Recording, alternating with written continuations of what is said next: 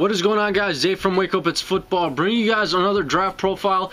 Today it is Timmy Jernigan, defensive tackle out of Florida State. Remember, a lot of draft stock shifts and changes in the next 4 months.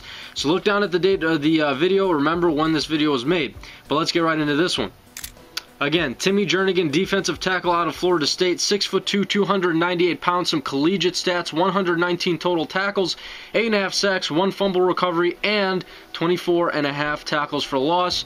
Some pros and some cons on Timmy Jernigan. First of all, his explosive hands. I think that is his huge pro.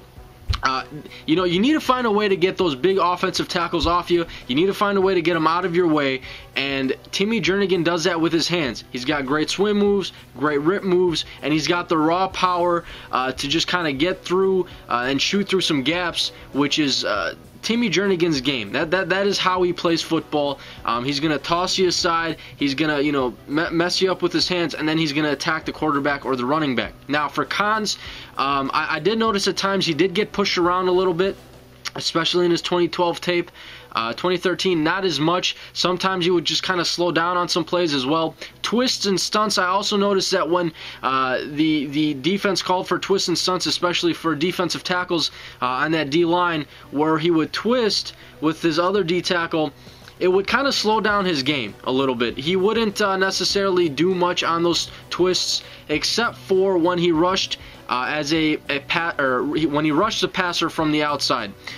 When he edge rushed on a twist or a stunt, that's when he kind of brought a little bit more pressure. But when he was more interior doing it, he really didn't do much. So that was kind of a con on my part, in my opinion. Production as well. He only had 2 starts under his belt before the 2013 season.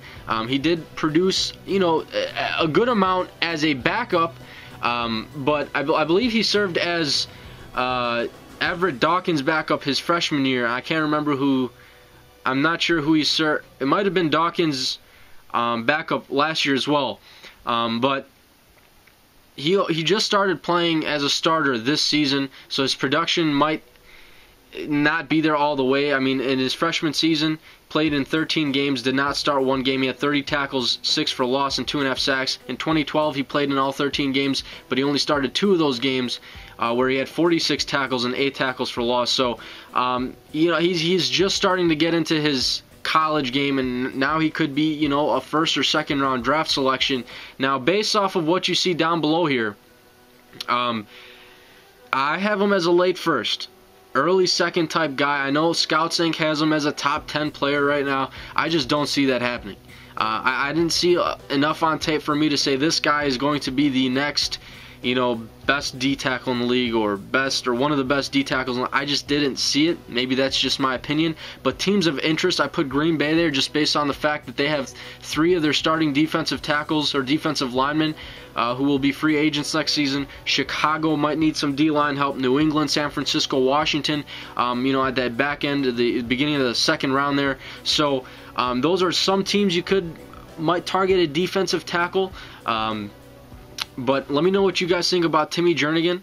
Let me know, comments, questions, concerns. Throw all that stuff down below in the comments. But that's all I got for you guys today. I'm out.